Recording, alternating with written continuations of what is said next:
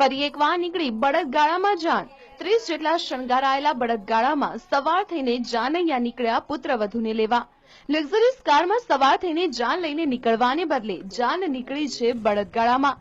અમરેલીના કરજાળા ગામના જયંતી જાનગરિયાને પુત્રના લગ્ન પ્રસંગમાં કંઈક અનોખું કરવાની ઈચ્છા થઈ અને તેથી તેઓએ 60 વર્ષ પહેલા થતા લગ્નની જેમ બળદગાડામાં જાન કાઢી અને 30 જેટલા શણગારાયેલા ગાડા અને ઘોડાનો કાફલો નીકળ્યો રસ્તા ઉપર।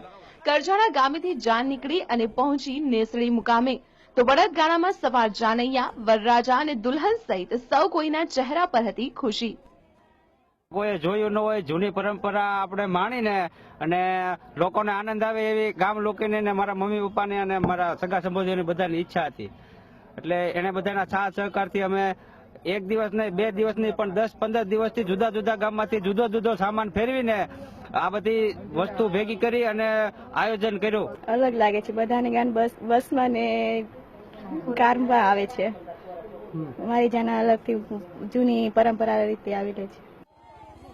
બળદગાડામાં પુત્રની જાનને લઈ જવાનો વિચાર તો કર્યો, પરંતુ વિચારને અમલ મૂકવામાં જયંતી જાનગરિયાને ભારે જહેમત ઉઠાવવી પડી અને લગભગ 15 દિવસની મહેનત કરી અને જાન ગાડીઓમાં કાઢી અને વાયુ પ્રદૂષણ અને ધ્વનિ પ્રદૂષણ ન ફેલાય તે માટે વરઘોડામાં ફટાકડા ફોડવાના બદલે ફૂલો ઉડાડવામાં આવ્યા। જૂની પરંપરા છે ને ચાલુ કરીને એટલે સૌને વિચારતા અને બધા ગામ લોકોનો બહુ વિચાર હતો એટલે ગાડામાં જાન લઈ જઈ આ બધી અઠવાડિયા મહેનત કરતા હતા અને આ જૂની પરંપરા આખા ગામની ઈચ્છા થઈ અને ફટાકડા નથી ફોડવાના, બીજું કઈ નહીં, ફૂલથી ને ફૂલની પાકડીથી ગુલાબથી બધું કામ કરવાનું છે।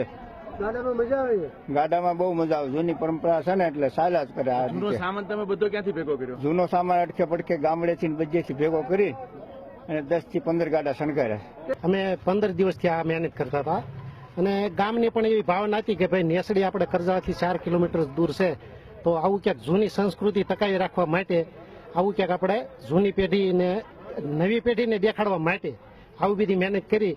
આજુબાજુના ગામના લોકો પણ જોવા અત્યારે ઉમટી પડ્યા છે અને આમાં અમને ખૂબ મજા આવી છે। જૂની પરંપરાને આગળ ધપાવવા બળદગાડામાં નીકળેલી જાનનો નજારો જોવા માટે ઉમટી પડ્યા હતા લોકોના ટોળા। તો 2 કલાક બાદ લગ્ન મુકામ નેસડી ખાતે પહોંચેલી જાનનું સ્વાગત પણ કરાયું પરંપરાગત ઢબે। ત્યારે પર્યાવરણને બચાવવા અને નવી પેઢીને સંસ્કૃતિ તેમજ પરંપરાની સમજણ આપવા માટે બળદગાડામાં નીકળેલી જાનનો વિચાર સાચા અર્થમાં સાર્થક થતા લોકોના હરખનો કોઈ પાર ન રહ્યો। મહેન્દ્ર બગડા, TV9 અમરેલી। ચાલુમાં કીધું ખબર છે?